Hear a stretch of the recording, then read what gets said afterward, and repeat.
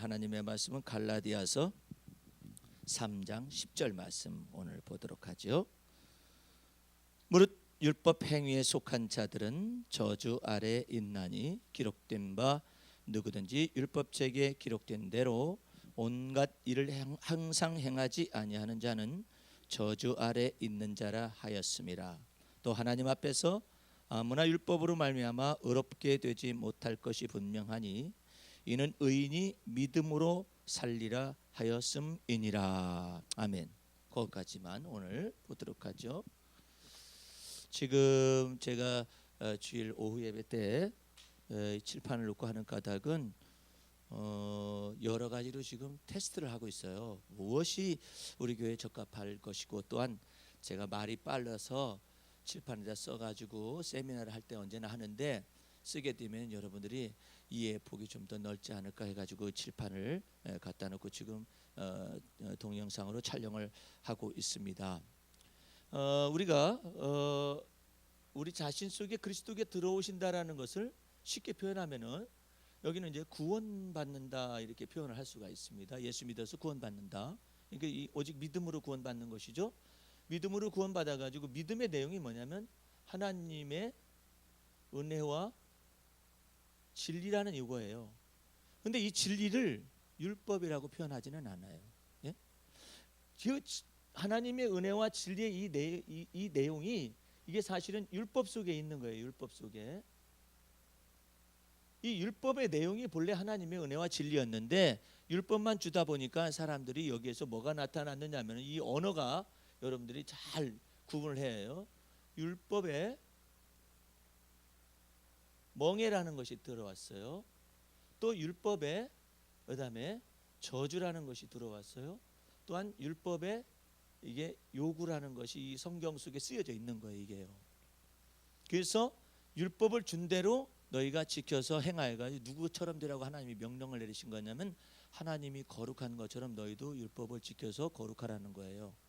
율법을 알아서 거룩한다는 것이 아니라 율법은 지켜 행하는 자라야 의인이라 여김을 받거든요. 그래서 율법을 준 까닭은 율법이 거룩한 것처럼 하나님이 거룩한 것처럼 율법을 지켜서 너희가 거룩함을 입증하라는 거예요. 율법에 만약에 그 거룩함을 입증하지 못하고 자기의 깨끗함을 입증하지 못하면 하나님이 율법의 저주 아래 인생을 처하겠다라는 것인데, 그것은 이 율법을 가지고 있었던 이스라엘 백성들에게 해당이 되어서 저주를 받았어요. 그리고 또한 이제 남아 있는 것이 뭐냐면 이 율법의 요구라는 말이에요. 그러면 율법의 저주를 받았건 아니면 율법의 멍에를 짊어졌건 간에 어쨌든 율법의 요구는 있을 거 아니냐. 그 율법의 요구가 뭐냐면은 거룩하게 살라는 거예요. 의롭게 살라는 거예요. 선하게 살라는 거예요. 그런데 누구처럼? 하나님처럼 선하게, 하나님처럼 의롭게, 하나님처럼 거룩게 살라는 거예요. 그런데 그렇게 살 수 있는 육체가 있느냐? 없어요.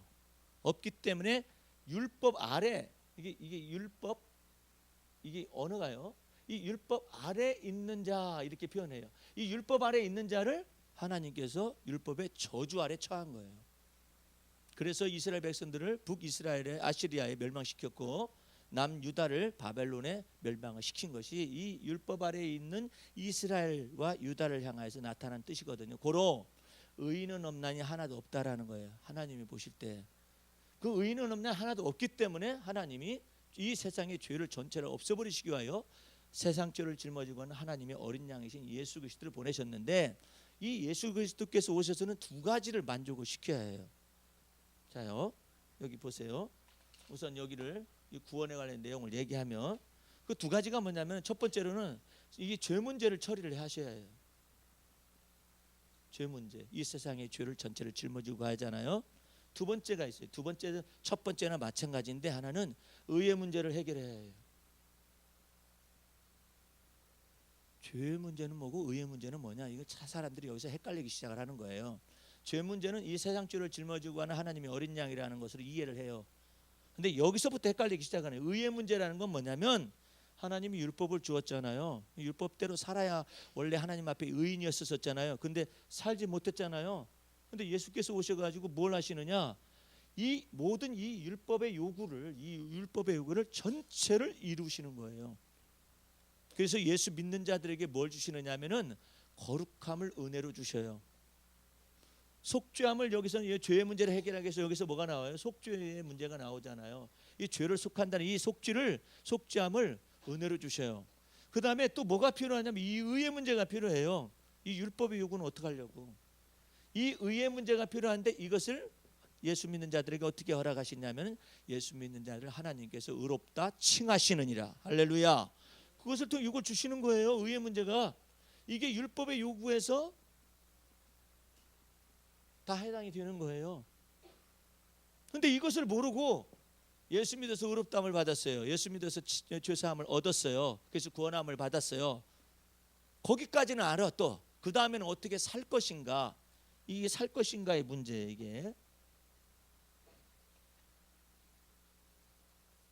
그러면 여러분들 예수의 피 흘리심을 통하여서 뭐가 두 개가 왔다겠느냐면 하나님의 은혜와 진리의 내용이 뭐냐면 하나는 속죄라고 하는 죄사함이 왔잖아요. 죄사함. 두 번째는 칭의라고 여겨지는 의롭다 칭하심이 왔어요. 의롭다 칭하. 우리가 의롭지 못한데 예수 믿는 자를 하나님께서 의롭다 칭하시는 거예요. 그걸 보고 칭의다 이렇게 표현을 해요. 그래서 의롭다 이것이 하나님의 은혜의 두 기둥이에요. 은혜와 진리의 두 기둥이 이거란 말이에요. 이것을 전체를 어떻게 받았냐면 예수 믿음으로 우리가 의롭다 하심을 받았고 예수 믿음으로 죄사함을 얻은 거예요. 그래서 구원과 영생을 얻을 수 있는 하나님의 자녀가 된 권세를 주었단 말이에요. 이렇게 되고 난 다음에 어떻게 살아갈 것이냐가 문제예요. 어떻게 살아갈 것이냐. 근데 어떻게 살아갈 것이냐 문제 속에서 사람들이 지금 여기 헷갈리는 거야. 자, 이제 요거 받았어요. 이것이 여기에 있는 겁니다. 여기에 칭의와 속죄라는 요것을 받았단 말이에요. 이것이 내용이요. 이게 이거예요. 받고 난 다음에 어떻게 살 것인가가 문제가 있어요. 구원받은 사람이 예수 믿어서 구원받은 사람이 어떻게 살 것인가. 이 삶의 문제가 있는데 이 삶의 문제를 자꾸 율법을 또 지켜야 한다는 거야. 아니 율법을 지켜가지고 행하지 못해서 저주받은 이스라엘 민족이 있는데 이방인으로서 어떻게 또 율법을 지켜가지고 살아요. 십계명 지켜가지고 살아야 한다는 거예요. 십계명의 요구와 율법의 요구를 다 누가 이루셨는데 예수님이 이루셨잖아요. 이루셨기 때문에 우리 보고 뭐라고 하느냐 하면 이제는 너희가 계명을 지켜 사는 것이나 율법을 지켜서 사는 것이 아니라 오직 믿음으로 살아라. 할렐루야. 이게 복음이라니까. 근데 이게 아니라 계명대로 또 살으라고 또 한다니까요. 사람들이 말씀 전파를 이렇게 하고 있어요. 자, 그러면은 잘 들어보세요.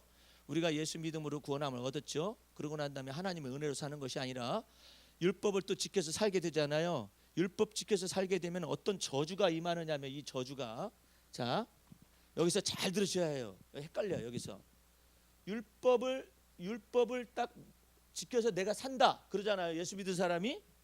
그러면 두 가지 올무에 걸려가지고 정신이 혼란돼요. 그게 뭐냐면 내가 율법을 잘 들으셔야 헷갈리지 말고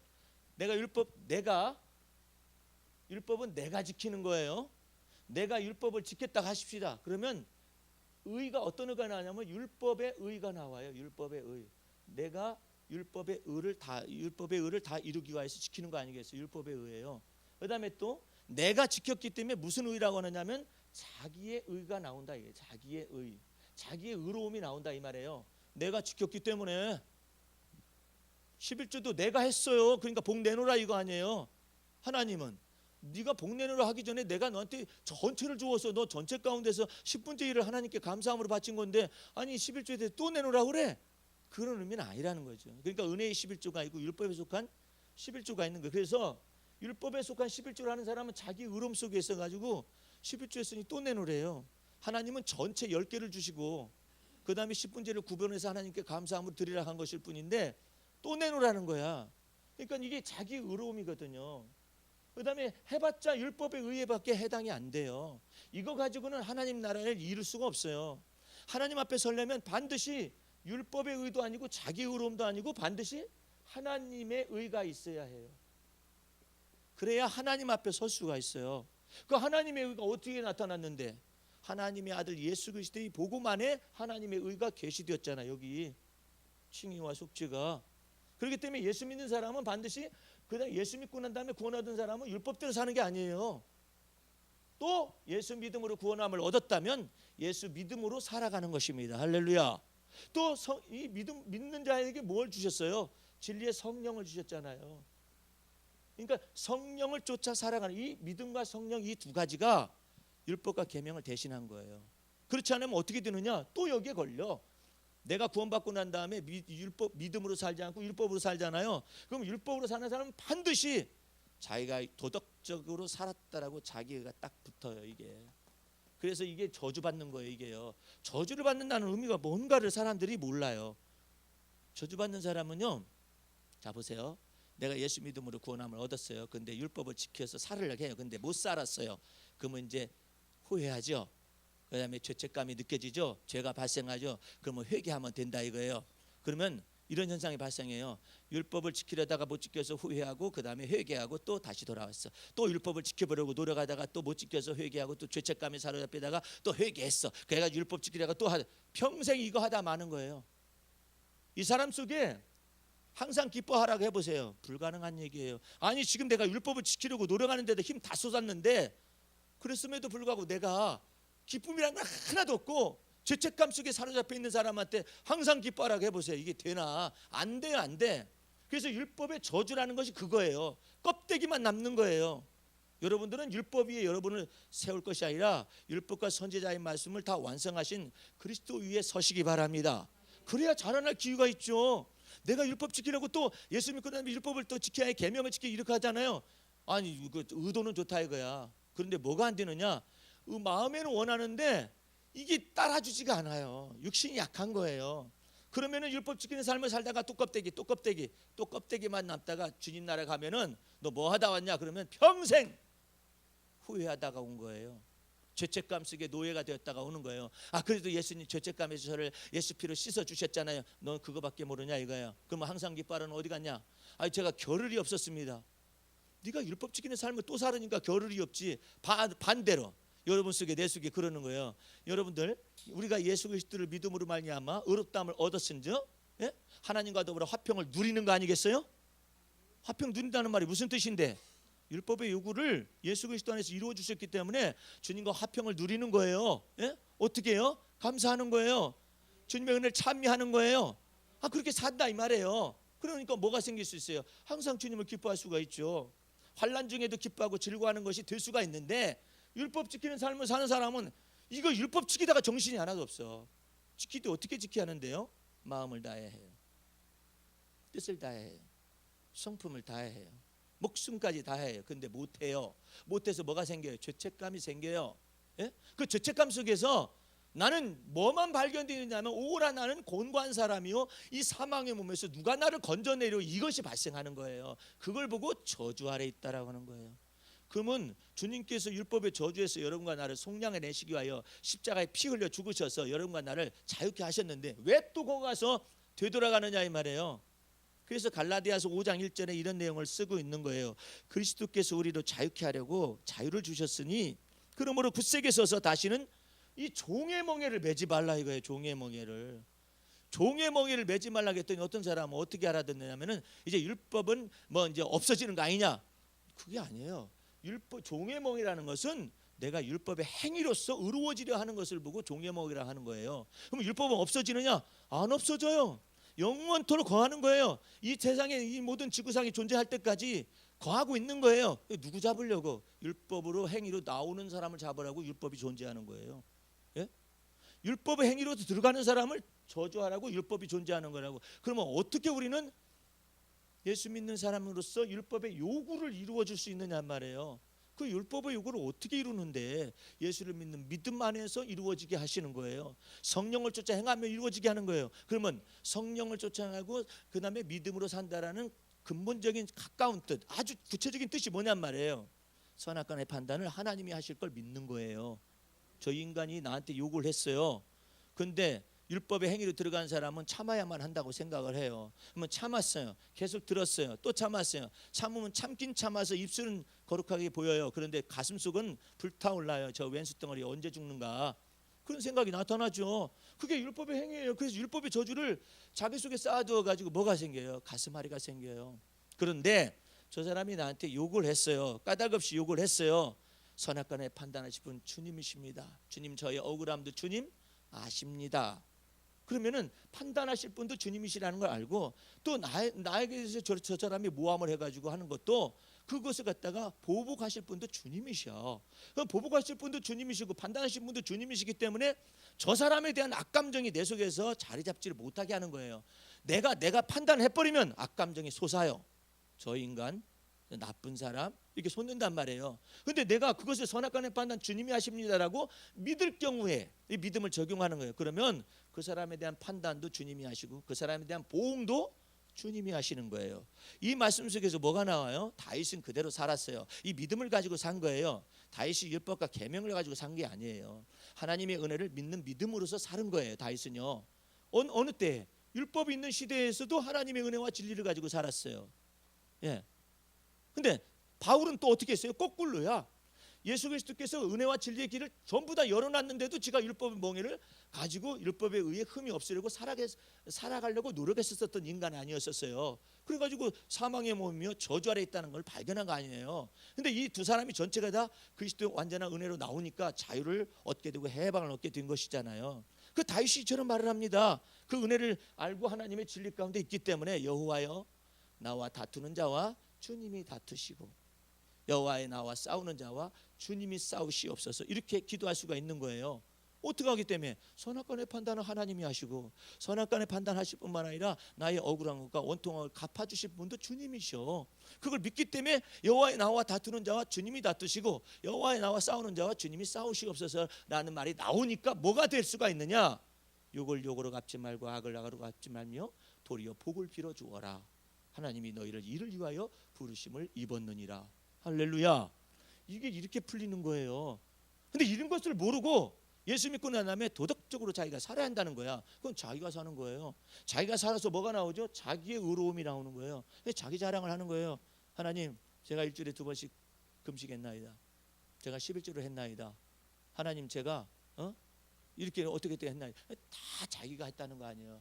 그러니까 자기가 했기 때문에 자기 의로움이 있으니까 뭐가 돼요? 다른 사람이 비교가 되고 다른 사람이 판단이 되는 거예요. 뭐 때문에? 자기가 판단이 있으니까 자기가 의롭다고 생각하니까 자기 보기에 의롭지 못한 사람들을 계속 판단하는 거예요.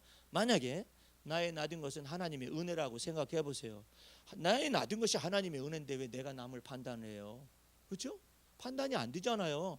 그래서 예수 믿는 믿음으로 살아간다는 것이 이렇게 소중한 거예요. 그런데 그리스도께서 내 안에 들어오신다는 이거 의미가 뭐냐 이 말이에요. 한국교회는 어디까지 가르치느냐? 예수 믿고 구원 얻었죠. 이제 믿음으로 사시기 바랍니다. 말하는 분이 있어요. 그러면 어디까지 하느냐면은 때마다 일마다 주님이 우리와 함께 계심을 믿어라. 여기까지 가르쳐요. 근데 거기까지만 가르치면 안 되지. 그리스도께서 내 안에 사신다는 말의 의미가 뭐냐? 이제는 나의 옛 것은 지나고 보라 새 것 만드는 작업들을 주님께서 하시겠다는 거예요. 어떤 것이죠? 너의 본토, 너의 친척, 네 애비집을 떠나게 하는 그 놀라운 하나님의 마음에 합한 것을 만들기 위하여 주님께서 내 안에서 역사하시겠다는 거예요. 그래서 뭘 다루느냐? 성품을 다뤄요. 기질을 다뤄요. 이 기질이 갑자기 하늘에서 불을 내리라고 그러잖아요. 요한과 야고보 보세요. 예수님께서 사마리아 가려고 하니까 못 가게 하잖아요. 그럼 예수님은 오냐고 겸손하시니까 그냥 아무 말도 않고 있는데 갑자기 요한과 야고보가 예수 믿어서 구원 얻은 사람 아니에요 이미. 근데 성품이 바뀌질 않았어요. 그러니까 주여 하늘에서 불을 명하사 저들을 살라버리시기를 원하시나이까 말하잖아요. 이 성질이 어디서 나온 거예요? 갑자기 떨어진 거예요? 아니에요. 부모에게서 유전적 기질로 물려받은 거예요. 그 아버지가 성질이 그냥 번개불같이 급한 사람이었어요. 그래서 그 아버지의 급한 성격을 따라서 예수님이 요한과 야고보를 불렀을 때 너희들은 특별히 별명을 하나 지어주겠다 해가지고 무슨 별명을 지어줬냐면 너는 번개의 아들이다라는 걸 지어줬어요. 별명을. 보아너게라는 말이 번개의 아들이야. 그 번개의 아들이 무슨 말이냐면은 번개불로 콩볶아 먹듯이 그렇게 성질 급하다는 거예요. 그게 거기에다가 그 어머니가 보통 야망이 큰 여자가 아니에요. 그러니까 예수님한테 와가지고 예수님 뭘 구하러 왔는데요. 뭘 구하러 왔니? 그랬더니 여기 제 두 아들 있지 않습니까? 있지. 요한과 야고보. 근데 뭘 구하는데? 예수님 나라에서 말이에요. 하나들은 좌측에 앉히시고 하나는 우측에 앉히시기를 명하시죠. 그래요. 예수님한테 명한 사람은 몇 사람이 있어요? 예수님한테 명한 사람이 여자들 가운데 드센 여자들이 있어요.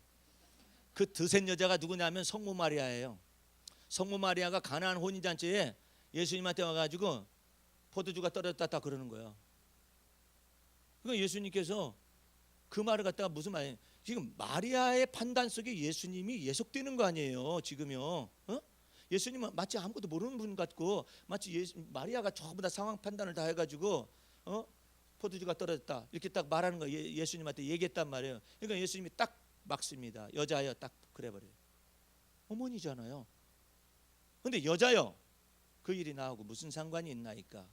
그러면서 그 다음 말을 하십니다. 아직 내 때가 이르지 아니하였나이다. 그 말이 무슨 말인 줄 아세요? 예수님은 온유하신 분이시기 때문에 말을 부드럽게 하시는 거예요. 그게 무슨 말이냐면 당신이 원해서 내가 포도주를 만드는 게 아니라 내 때에 내가 하나님의 일을 하는 것입니다라는 뜻이에요. 그 사이에 그게 있는지 몰랐죠. 그러니까 막달라 마리아, 그러니까 어머니 마리아가 알아들었어요. 아하, 내가 잘못 판단했구나.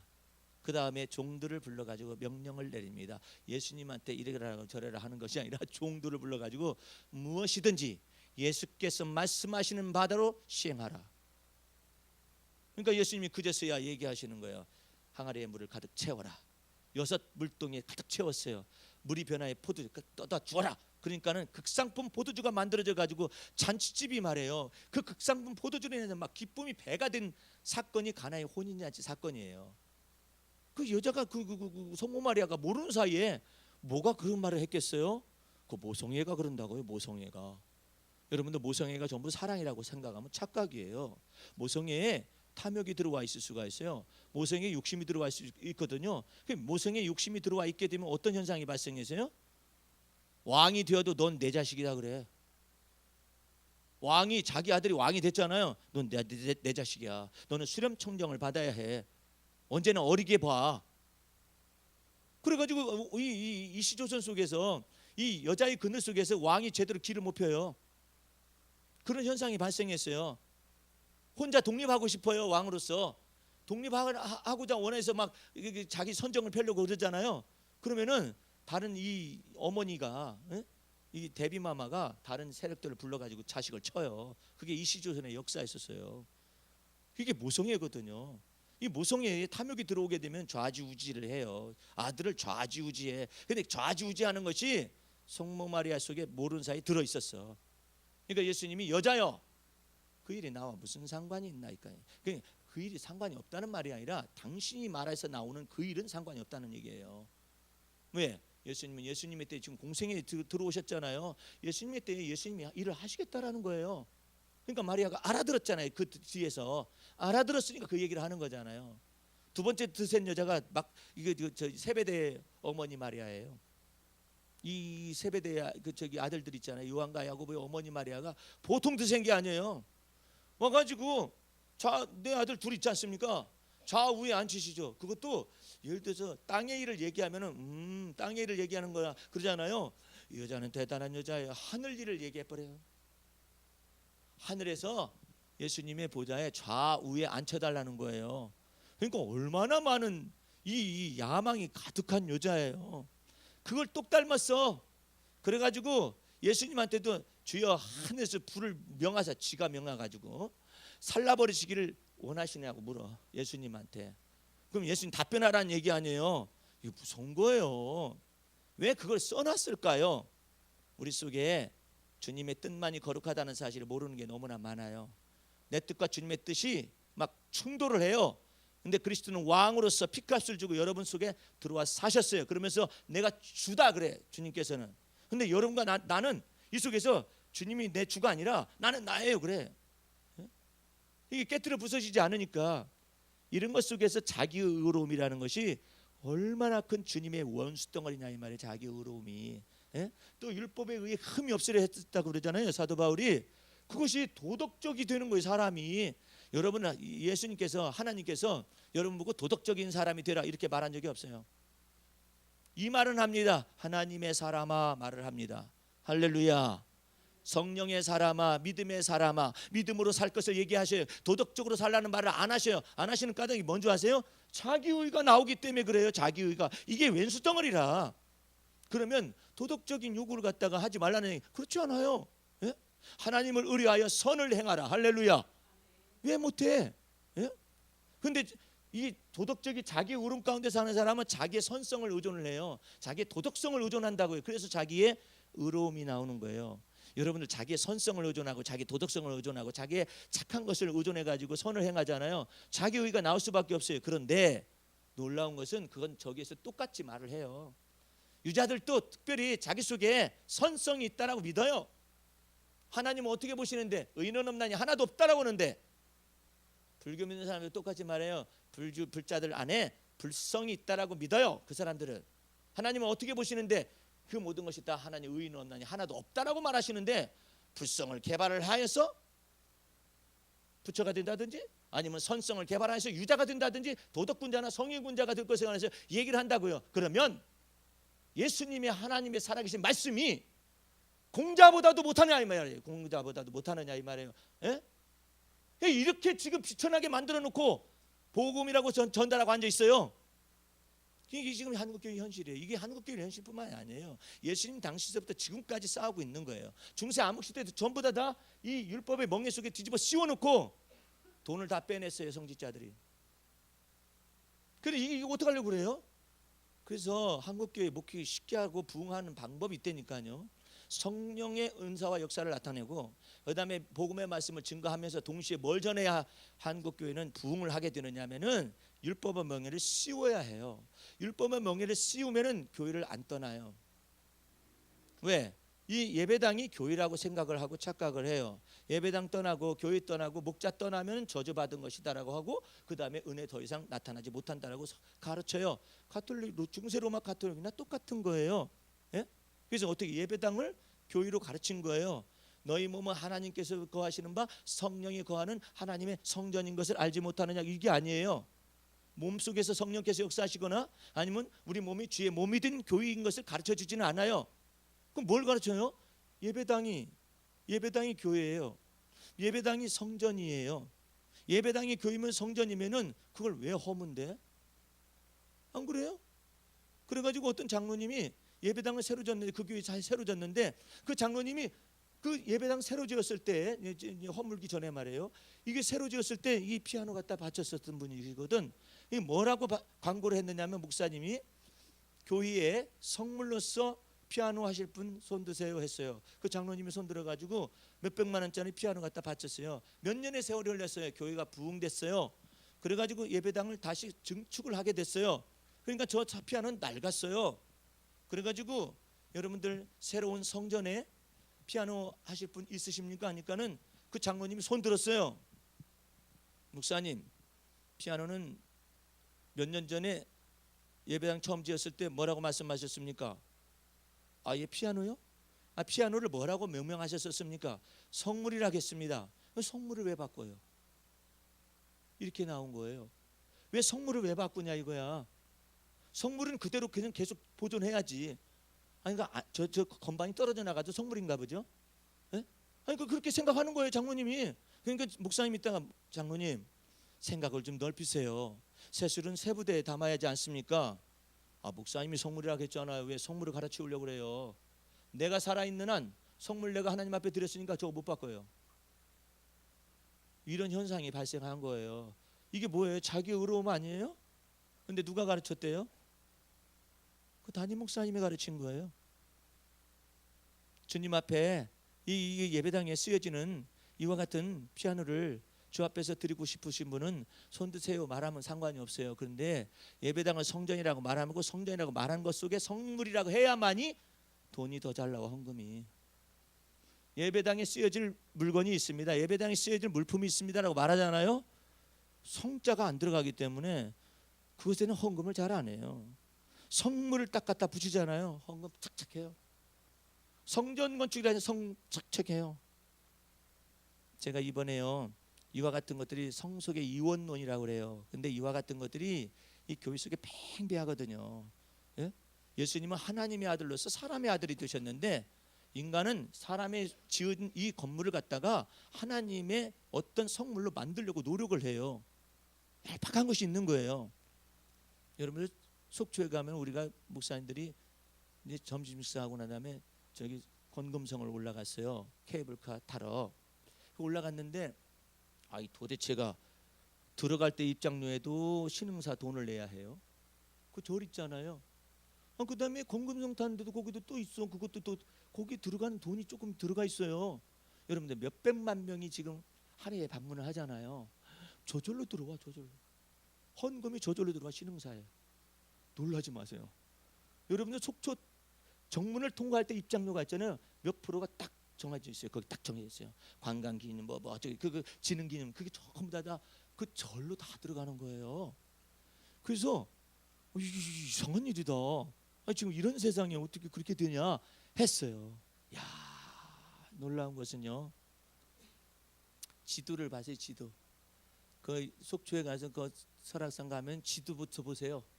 지도를 이렇게 딱 봤더니 신흥사의 토지가 1억 평이야. 평수로 1억 평이라고 토지가.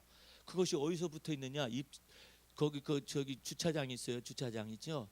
그 주차장부터 저기 비룡폭포 저기 어디까지 다 그 신흥사 거예요. 놀랐죠? 나는 저런 차 타고 다니지만 거기 주지스님과 그 직원들은 전부 다 동그라미 4개짜리 그 외제차 타고 다니셔. 얼마나 부자인지 몰라요. 여러분이 알게 모르게 다 이렇게 헌금하고 있어요. 그래가지고 그거 저기 그 케이블카에도 붙고 어디도 붙고 다 그랬는데 세상에 땅을 이렇게 봤더니 누렇게 이렇게 표시를 했는데 신흥사 땅 해가지고 있는데 그게 1억 평이 그 입구서부터 다 있어. 그러니까 그 신흥사에 다니는 사람들은 출구가 따로 있어요. 이쪽에서 받을 수가 없어요. 저쪽은 출구가 따로 있어요. 절로 가는 출구가 따로 놓여져 있어요. 저 사람들이 어느 날은 보니까 막 어마어마하게 큰 그 부처를 세우고 있는 돌부처를 같은 이걸 세우는 거예요. 와, 되게 엄청나다. 이 정부는 뭐 하고 앉아 있는 거야 이랬었거든요. 왜인가? 자기네 땅에다가 자기가 세우겠다네. 누가 뭐라 그래? 몰랐어요. 세상이 이렇게 돌아가고 있거든요. 여러분들 그 사람들이 그것만 받는 줄 아세요? 기와장 헌금 받아요. 왜? 성물이니까. 기와장 헌금 받는다니까요. 그 연등에서 연등 헌금 받아요. 그거 얼마인데? 여러분들이 연등이 연등 돈 헌금씩 내는가 보다 이렇게 생각하면 안 돼요. 연등이 앞에 있냐 뒤에 있냐 크냐 작으냐 이것에 따라 다 달라. 5만 원짜리 10만 원짜리 100만 원짜리 50만 원짜리 그게 다 달라요. 그게 어마어마한 돈이 설악산에서 돈벼락이 쏟아지는 거야. 아이고, 이런 시대에 우리가 살아요. 그 사람들 똑같이 말해. 기와장 왜 기와장인데 부처님께 드리는 것이라고 말을 하잖아요. 낙산사 불탔었죠. 춤을 춰. 왜? 쏟아져 들어오는 이 불자들이 말이야. 이거 헌금하는 거 얼마나 많은데 뭐 몇 년 만에 딱 지워버리잖아요. 이번에 가보니까는 뭐 훤하대. 낙산사들이 더 훤해요. 그거나 예배당을 갖다가 성전이라고 말을 하면서 하는 거나 그 자체 속에서는 평행 이론이 성립이 되는 거예요. 그럼 왜 그렇게 하죠? 예? 그러니까 나는 한편으로 여기서 예배 드리고 있는 것이 일단은 감사해요. 나는 교회가 부흥하게 되면은요, 그냥 학교 빌려가지고 했으면 좋겠어요. 예, 그런 생각합니다. 예, 우리 그걸 짓는다 할지라도 예를 들어서 예배당을 짓는다 하십시다. 그러면은 교회라고 할 것이 아니라 예배당이라 해야죠, 마땅히. 그러니까 무슨 교회 예배당이라고 하면 되잖아요. 이 교회하고 예배당이 구분이 안 되는 거예요. 이 율법의 멍에 속에 딱 서 있으면은 미쳐 돌아가요. 예수 믿는 사람이 예수를 믿는 믿음 안에서 반석되신 예수님을 믿지 않냐고 성령을 쫓아 행하지 않으면요 정신병이 왔다 갔다 해요. 왜? 내가 율법을 지켰어요. 지켰다 해도 율법의 의가 나타났네. 이거 하나님하고는 상관이 없는 거예요. 또 내가 지켰기 때문에 자기 의로움이 나타나잖아요. 이 교만을 막고 싶어도 막아지지가 않아요. 왜? 내가 지켰기 때문에. 내가 도덕적으로 행하였기 때문에 안 막아지는 거예요. 이게 율법 위에다가 자기 자신을 건축하는 사람은 저주 아래 있는 거예요. 그래서 사도 바울이 이런 사람이었었잖아요. 사도 바울이 로마서 7장에 사도가 되고 난 다음에도 율법과 계명을 지켜보라고 애를 썼어요. 의로워지려고 애를 썼어요. 선해지려고 애를 썼어요. 도덕적으로 살려고 애썼어요. 근데 하지 못하는 것이 자기 속에 있는 거예요. 마음에는 원하는데 육신이 연약하여서 율법의 요구를 이루어 줄 수가 없다라는 걸 발견한 거예요. 왜? 나는 곤고한 사람이면 사망의 몸에 있을 수밖에 없다는 사실을 발견하고 난 다음에 그 다음에 뭘 또 알게 돼요? 뭐예요? 오라 나는 곤고한 사람인데 나는 사망의 몸이지만 우리 구주 예수 그리스도로 말미암아 하나님께 감사하리로다. 할렐루야. 그 안에서 다 풀어주는 거예요. 고로 예수 믿어서 구원함을 얻은 사람은, 하나님의 은혜로 구원함을 받은 사람은, 성령에 의해서 구원함을 받은 사람은 예수 믿음으로 살아가는 것이요. 할렐루야. 하나님의 은혜로 살아가야만 하는 것입니다. 성령을 쫓아 살아가는 하는 것이죠. 그러면 율법의 요구가 저절로 이루어지게 하신다 이 말이에요. 그것을 잘 모르는 거예요. 생각해 보세요. 완전한 계명이 뭐예요? 완전한 율법이 뭐예요? 범사에 감사하는 거예요. 하나님께. 이거보다 완전한 게 어디 있어요? 범사에 감사하고 항상 하나님을 찬미하는 거예요. 항상 하나님을 기뻐하는 거예요. 여러분들 믿음으로 들어오면은요, 항상 기뻐하라는 것은 할 수는 없어요, 우리가. 근데 항상 하나님을 기뻐할 수는 있어요. 어느 때에도, 내가 힘들고 어려울 때도 항상 하나님을 기뻐할 수는 있잖아요. 하나님을 기뻐하는 것이 여러분의 힘이잖아요, 그죠? 그러니까 하나님을 기뻐할 수는 있어요. 내가 범사에 하나님께 감사할 수는 있어요. 어떤 일이 닥쳐도, 어려운 일이 닥쳐도 범사에 하나님께 감사할 수는 있잖아요. 이 계명을 이쪽으로 해석을 해주신 거예요. 전체가 다. 이 모든 것이 다 그리스도 안에서 너희를 향하신 하나님의 뜻이니라 그래요. 그러니까 여러분들이 행여나 나의 의로운 판단이라든지 나의 도덕적인 판단이라든지 나의 율법적인 이와 같은 것에다 나를 건축하게 되면은 자기도 모르는 사이에 판단이 딱 나와요. 예? 근데 여기 따님 얘기했잖아요. 이 따님 얘기할 때 내가 사실은 굉장히 충격이 많았었어요. 성령님께. 저 여기 평촌에 있는 교회에 있었을 때 저 따님이 피아노 반주자인데 늦게 왔어요. 늦게 온 데다가 더 괘씸한 것이 모자를 쓰고 나타났어.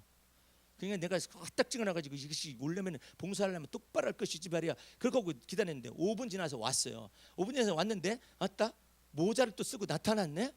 그래가지고 넌 죽었다. 내가 이제 속으로 이렇게 생각하고 있는데 막 불그락불그락 하니까 예배가 안 되잖아요. 잠깐 동안 앉아 있는데 그 찰나의 순간에 성령님께서 내 속에 말씀하시는 거예요. 저 아이가 사정이 있다. 사정 무슨 사정이? 예배 시간에 늦으면 되나요? 이런 식이죠. 나는. 근데 주님께서 말씀을 늦게 일어나가지고 머리를 안 감고 왔다. 그래서 모자를 쓰고 온 것이니라. 성령께서 해석을 해주시니까 내 분노가 풀렸잖아요. 그래서 탁 마음을 바꿔서 강단에서 예배를 은혜롭게 마치고 나섰더니 그 녀석이 와가지고 목사님 나타나가지고 한다는 얘기가 저 늦게 일어나가지고 머리를 안 감고 와가지고 모자 쓰고 왔어요. 미안해요, 죄송해요 이러더라고. 성령께서 하시고 말씀하시잖아요. 성령의 판단이 있잖아요. 내가 그걸 성령의 판단을 만약에 업신여겼었더라면 내가 그 앞에서 반주자가 돼가지고 예배 시간을 뭘로 하는 거야? 이렇게 시작하면요 죄인만 되는 게 아니에요. 거기까지 모자도 쓰고 나타나? 버르장머리 어깨시리. 너 아버지 어머니가 그렇게 가르치더냐? 이러면 아버지 어머니까지 물고 들어가는 거야 그냥. 어? 너 대학 나온 것이 그거밖에 몰라? 어? 정신 빠진 녀석 같으냐? 그러면 죄인 중에 교수까지 만들 수가 있어요. 그러면 율법의 요구가 내 속에 이루어지나요? 안 이루어지죠. 내 마음속에 성령을 쫓아 행하였었더니 율법의 요구가 뭐예요? 하나님의 의로움과 하나님의 거룩함과 이 모든 것이잖아요. 그것을 이루어지게 만드시잖아요. 하나만 더 하고 말씀을 맺도록 하겠습니다. 그것도 저희 허물이기도 하지만은 주께서 가르치신 거예요. 하도 성령으로 가르침을 받는 것이 율법의 요구를 이룬다는 사실을 모르기 때문에, 믿음을 쫓아 살아가는 것이 율법의 요구를 이룬다는 것을 모르기 때문에 내가 이 얘기를 하는 거예요. 제가 한번 어떤 집회를 전주 지역에서 갔어요. 집회가 딱 마치고 나 식사를 하러 갔는데 나 식사 대접한다는 사람하고 원장하고 어떻게 있다 보니까 내 차를 다 타게 됐어요. 차를 타고서 어떤 그 식당 그쪽으로 간다고 하는데 거기 주차할 공간이 없어요. 점심시간이라. 그래서 그 앞에 있는 아파트, 조그마한 아파트들 한 낡은 아파트가 있어요. 근데 거기다가 세워놓으면 좋겠거니 해가지고 차를 몰고 들어갔더니 나는 거기 낡은 아파트니까 경비실이 있는 줄을 몰랐죠. 그래가지고 받쳐놓고 나는 이제 뭐 키를 잠그고 뭐 하다 보니까 늦고 이제 원장님 그 다음에 식사 대접한다는 사람이 저만큼 가고 있어요. 아 그랬더니 날벼락 같은 소리가 떨어진 거야. 그 경비원 할아버지가 나타나셔가지고 차패. 그래서 아이 그 혹시 경비 보시는 분이세요? 그랬더니 아 그렇지 차패. 이용할 것 없어. 어디 여기 살아요? 아닌데요. 차패. 요즘 너무나 많은 사람이 여기다 차를 댄다고 말이에요. 별로 차도 다 벼 있거든요 지금. 벼 있어도 된다는 거예요. 차 빼라는 거예요. 할아버지 죄송하지만은 제가 돈을 좀 드리면 안 될까요? 제가 주차할 공간이 없어서 이렇습니다 했더니 내가 돈 보고 그런 줄 알아? 차 빼. 그래서 내가 예 알았습니다 하고서 이렇게 갔어요. 갔더니 내가 공손한 마음이 됐잖아요. 차 빼러 이제 가서 키를 이렇게 열으라 하니까 할아버지가 어디 왔어? 예, 저기 식당에 왔는데요. 얼마나 걸려? 예, 한 30분 내지 40분이면 됩니다. 그리고 뺄 거지? 아 예. 그랬더니 놔두고 가.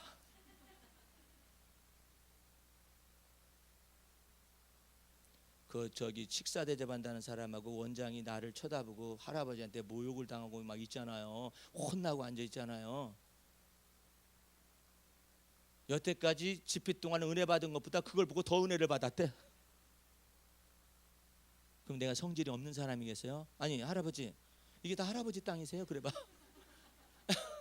아니 할아버지 뭐 이거 돈을 좀 원하시면 돈을 드릴게요. 그러면 이 사람이 돈만 하는 거야. 저 싸움이 날 거 싶기도 하고 성질 나면 무슨 말을 못 하겠어요.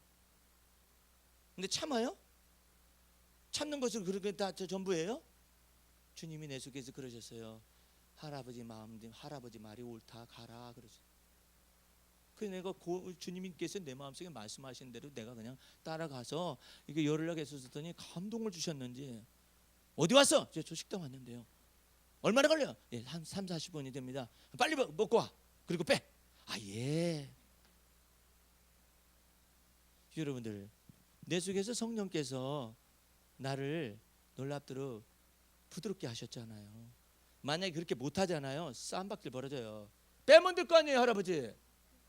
아니 빼면 될 것인데 왜 이렇게 소리를 지르세요? 그러면 이제 뭐 빼네 안 빼네 어디 갔어요. 소리 질렀네 안 질렀네 때문에 이제 성질 나는 거야. 이제 소리 질렀잖아요. 내가 언제 소리 질러? 나는 원칙대로 한 거야. 원칙이면 다예요? 무서운 거예요. 사람 속에는 무서운 게 많아요. 성령께서 여러분의 마음속에 이처럼 더디 성내게 하시려고 들어오셨어요. 내 속에서 뭐 완벽하다는 그런 건 없어요. 근데 예수님은 죄가 없으시기 때문에 들레지도 않고 다투지도 않고 싸우지도 않고 이렇게 다니셔요. 꺼져가는 심지도 뭐 끄지도 않냐 하시고 뭐 등불도 끄지 않으시지만 우리는 못해요. 못해. 에? 에? 갈 때도 막 그냥 꺾을 수도 있어요. 막 에? 그냥 꺼져가는 등불도 확 불어. 그냥 그럴 수 있어요. 심술덩이. 요한과 야고보 좀 봐. 하늘에서 불 내리겠다잖아. 성질 더럽잖아요.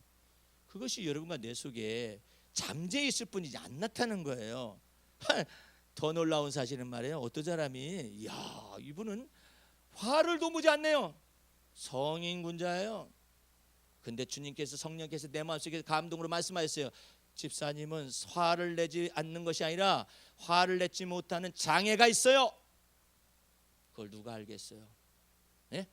목사님 나는 왜 이렇게 화가 안 나는지 몰라요. 옆에 있는 권사는 맨날 이 성질 때문에 주님께 다루심을 나를 통해서 받고 있는데 주님 목사님 저는 화가 안 나요. 집사님은 어머니 뱃속에서 눌려가지고 분노를 낼 줄 모르는 억압된 정서를 가지고 있어. 그래서 장애가 있는 거야. 분노 조절에 장애가 있는 거라고. 분노할 줄 모르는 장애가 있는 거라고. 그래가지고 기도를 해줬더니 자유 얻기 시작해서 이제 자기가 회사 다니거든요.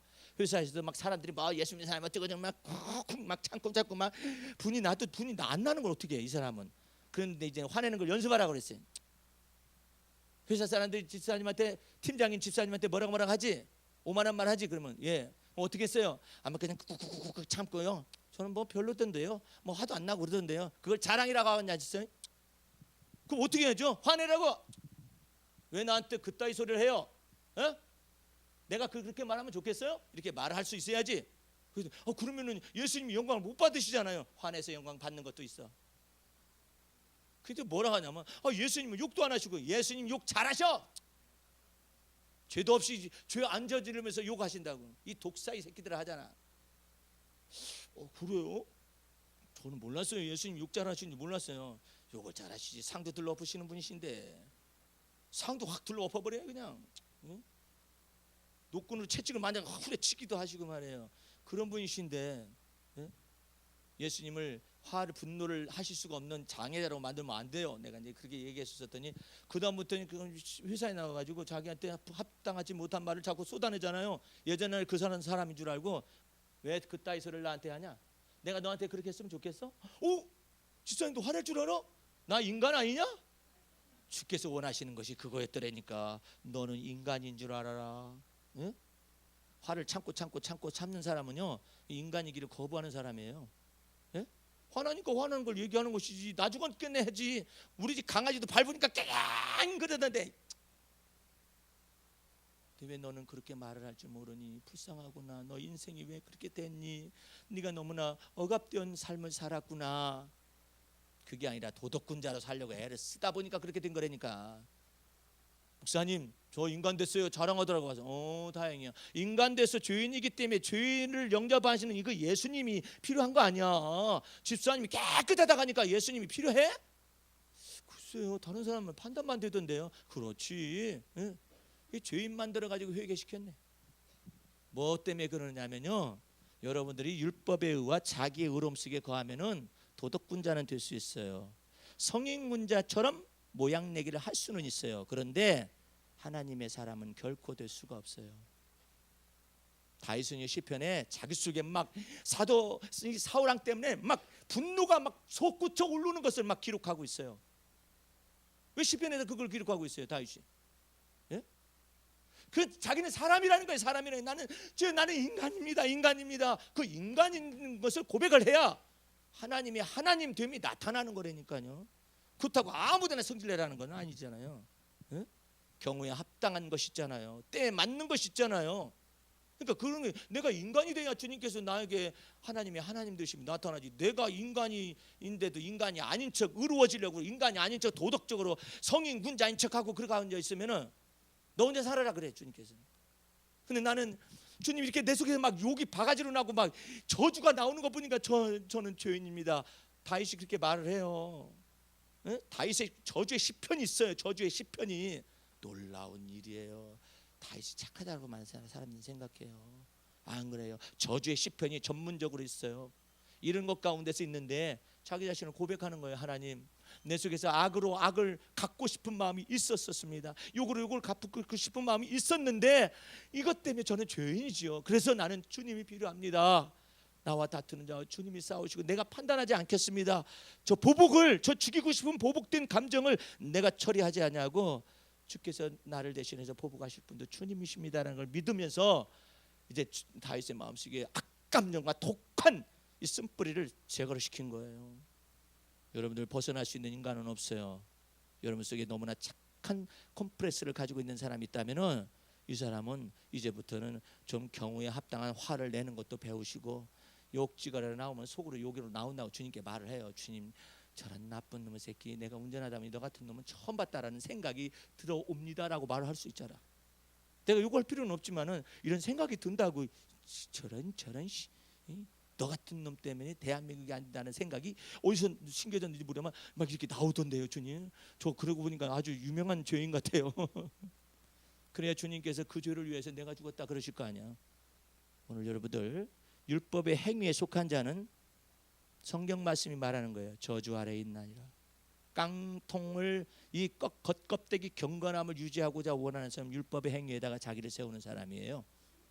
여러분과 나의 반석은 영원한 반석이신 예수 그리스도 한 분밖에 없는 줄로 믿으시기 바랍니다. 그 속에 하나님의 은혜가 있어요. 그 속에 하나님의 진리가 있어요. 그 속에서 자유케 되는 거예요. 오전에도 말했었던 것처럼 내가 밤이 맞도록 수고해서 물고기를 잡을 수가 없었지만은 주의 말씀을 의지하여 그물을 내리나이다. 여기서 사람됨을 인정해야 해요. 여러분이 사람이 될 때 하나님은 그리스도 예수 안에서 여러분 속에 하나님이 하나님 되심을 나타내실 것입니다. 여러분들이 약할 때 그리스도는 여러분의 안에서 강하십니다. 할렐루야. 그걸 아시고 당당하고 담대한 삶을 살아가시기를 주의 이름으로 축원합니다. 기도하겠습니다. 우리 하나님 아버지 감사.